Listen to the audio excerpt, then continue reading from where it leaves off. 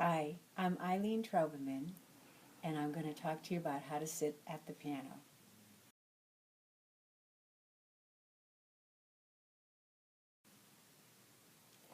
When you're sitting at the piano, notice where your weight is on the bottom of your hip bones. Is it back here at the back part of your hip bones? Or is it towards the front part of your hip bones, which is close to being underneath that crease in the front of your thigh where your hip and your thigh come together? So to get your weight, if it's back here at the back of your hip bones, or even more pressure on the bottom of your spine if your spine's tucked under here, to get your weight forward, instead of just changing it here right away, what you can do is actually get your body to just spring up and go forward by letting your head on top of your spine, where that comes together right around between your ears, by letting that have a little freedom so your head, like the engine on a train, leads your body into length as you're going forward and letting the weight come to the bottom front of your hip bones. So let's do that again.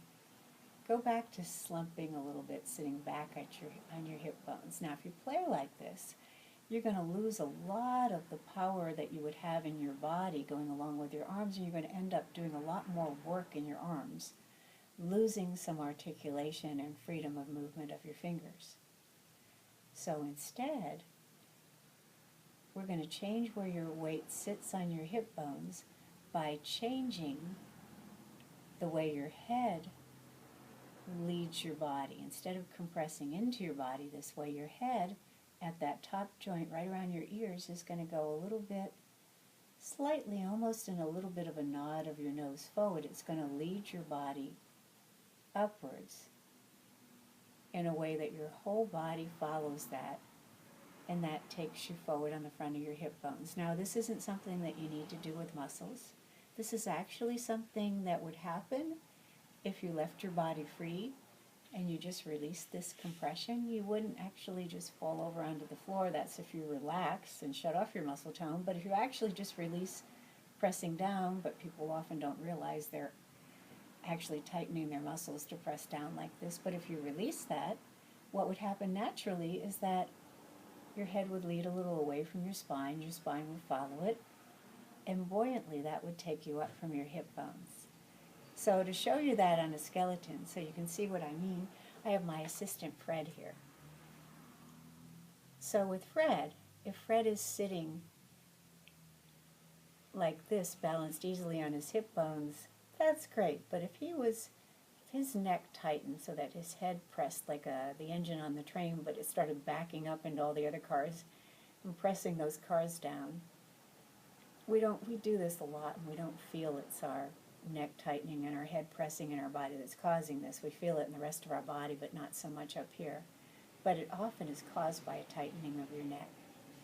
So actually, if Fred releases his neck in a way that his head just pops right up, that just takes him forward on the front of his hip bones.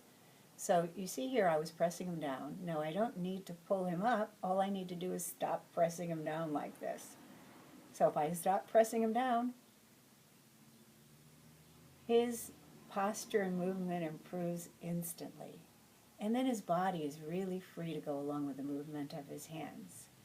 So for us, if you're sitting and you find yourself pressing down like this, again, that's going to mean much more work in your shoulders, much more effort to change direction in your hands, and you don't have the power you would have with the musculature coordinating in your body with your hands.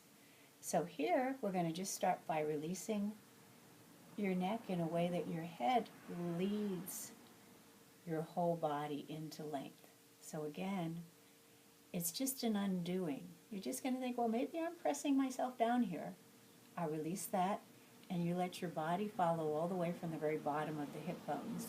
Then when you go to play, your whole body will respond to whatever you're doing with your hands, and you'll get so much power in your arms that comes from the coordination of the musculature in your body, and so much freedom at the same time to move anywhere, any speed that you like.